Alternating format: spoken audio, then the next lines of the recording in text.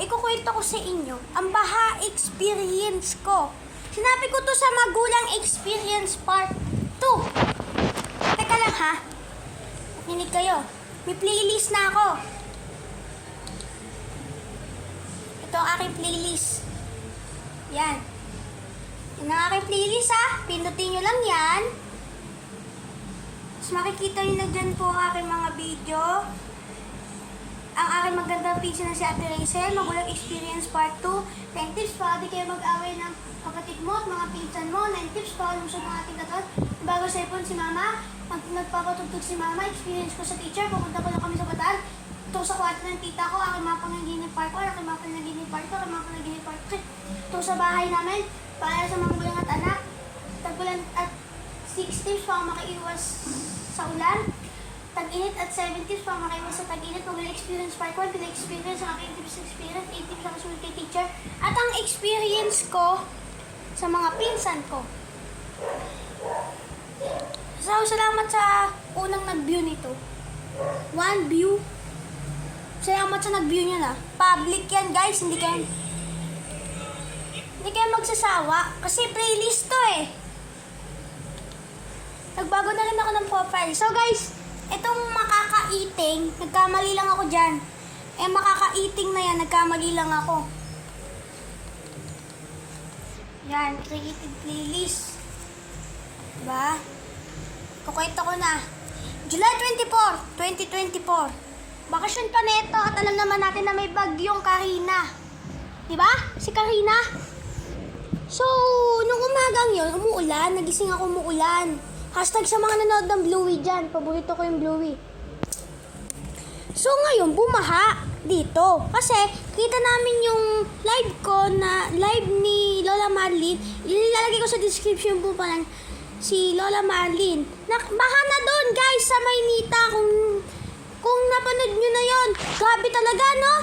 Yung tubig, paagos. Pagkatapos ng ilang minuto at ilang oras, mga bandang 10 ata yun, pumasok na yung tubig. Tandaan nyo ha. Ay, ang gate namin na black. Teka nga, hindi nyo makita ng full. Yung gate namin na black, bukas yan. Nung nangyari yung baha. So, papaagos ng paagos yung tubig. Di ba pag paagos ang tubig, nagaganon? Pumasok. Nagulat na lang kami. Yung mga nasa building A, yung mga nasa first floor, kawawa guys, pinasok yung bahay. Yung nasa building B naman, dito sa amin sa mismong building namin sa B21 Norbe, dito sa building B, dito sa Santa Placida, dito rin po sa Nitang Avenue. Ano po? Sa first floor, yung bahay nila, di ba ito yung pinto ng bahay nila? Parang hanggang dito na lang parang aabot. Tapos pagkakita ko, nasa hagdan na. Di ba ito yung unang pangkat ng hagdan? Nandito na yung tubig kalahati pa lang. Hindi, nandito na pala. Kaya kinabahan kami. Nung sinara yung gate, nawala yung baha. Ito pa. Burnout experience din to. Di ba nag-burn out nun? Yan. Walang kuryente, ang init. Siguro mga bandang 11 ng gabi. 11 PM yun guys. Baka bumalik na yung kuryente nun, no? Napansin ko lang, dun sa building A, may kuryente na. Ay nga, may kuryente na nun. So, yan yung kakanasan ko sa bagyong Karina. Nawalan kami ng kuryente, nagpatuloy kami ng tao dito, kasi kawawa naman sila, guys. Isipin mo na kung ikaw babahain, tutulungan ka nila. Ganun kasarap sa pakiramdam na, natutulungan ka o yung tumulong ka sa ibang tao. Isa pang burnout experience ko, mag-isa ako dito sa bahay. Yan. Ano to bahay experience at burnout experience. Itong burnout experience na ito, kakaiba po. Dahil nung nag-ride sila mama, kasama si Tito Marlo, na pinakita ko sa vlog ko na papunta pa lang kami sa Bataan, may nangyari doon. Nag-ride sila, kaka-video call ko pa nun si mama. Mga mga December 2023. Basta, di ko na alam kung anong date yun. So yun na nga, habang nanonood ako ng TV sa kwarto ng Saksi. Yan, Saksi. Ay, may balita na yun yung Saksi na balita. Ayun nga, may nangyari doon. Nag-burn out. Nawala ng signal, ang dilim. Tinutok ko dito. Pagkatingin ko, lahat ng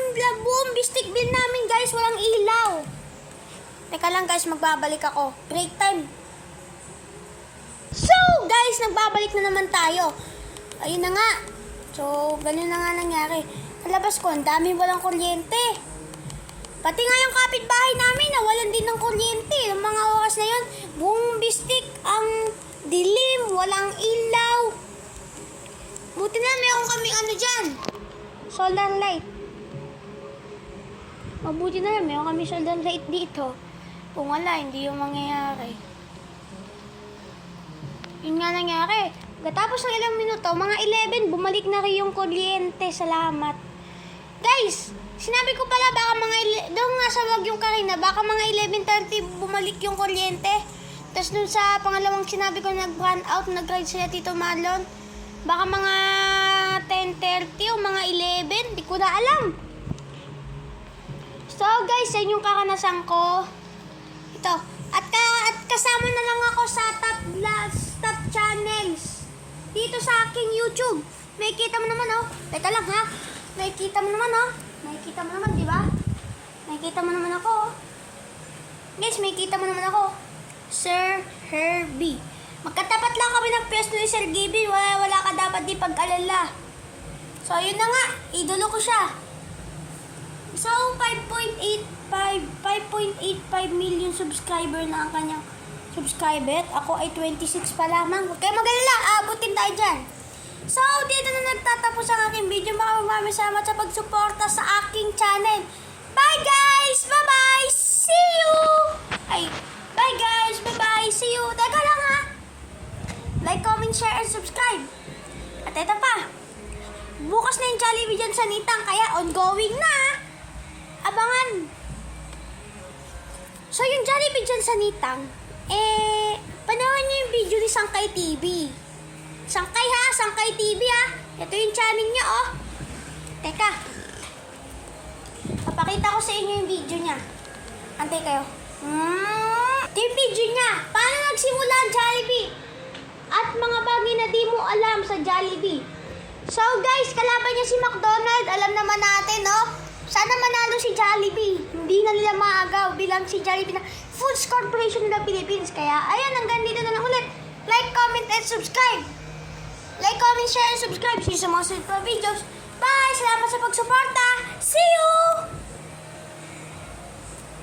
See you! Bye-bye! God bless.